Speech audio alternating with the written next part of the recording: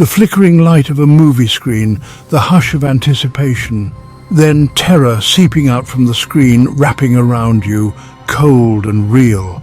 We crave these scares, these glimpses into darkness. But what if the darkness is real? Some horror films whisper a chilling disclaimer, based on a true story. Suddenly the shadows seem closer, the monsters more believable. The line between fantasy and reality blurs. Our deepest fears, rooted in the real world, become impossible to ignore. The unknown has always frightened us. Unexplained events, whispers of hauntings, and things that go bump in the night tap into our primal fear of the dark.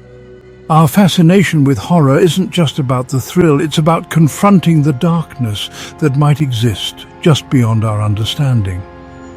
Based on a true story, these words have a unique power. They elevate the horror film from entertainment to something more unsettling. We're no longer watching a fictional narrative.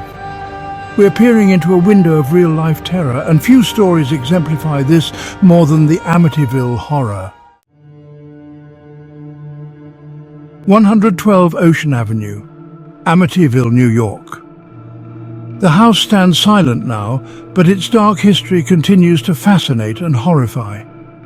In 1974, the DeFeo family was brutally murdered in their beds. The oldest son, Ronald DeFeo Jr., confessed to the crime, claiming voices in the house compelled him. 1 year later, the Lutz family moved in, hoping for a fresh start. What they experienced became the stuff of nightmares, chronicled in the book and subsequent films, The Amityville Horror.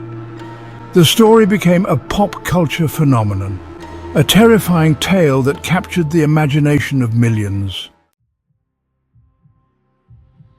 Section 4. The Lutz Family Nightmare. George and Kathy Lutz, along with their 3 children, reported a terrifying array of phenomena during their 28 days in the house. Cold spots, foul odors and strange noises plagued them. Green slime oozed from the walls. Kathy had vivid nightmares. George woke every morning at 3:15 a.m., the alleged time of the DeFeo murders. The children claimed to have seen demonic figures. The family priest, who came to bless the house, was allegedly slapped by an unseen entity. Driven to their breaking point, the Lutzes fled the house, leaving their belongings behind. Their story, whether entirely true or embellished, cemented the Amityville house as a place of unimaginable horror. Section 5. Hollywood Calls. The terrifying account of the Lutz family was ripe for Hollywood adaptation. In 1979, the first Amityville horror film was released, captivating audiences and becoming one of the highest-grossing independent films of all time.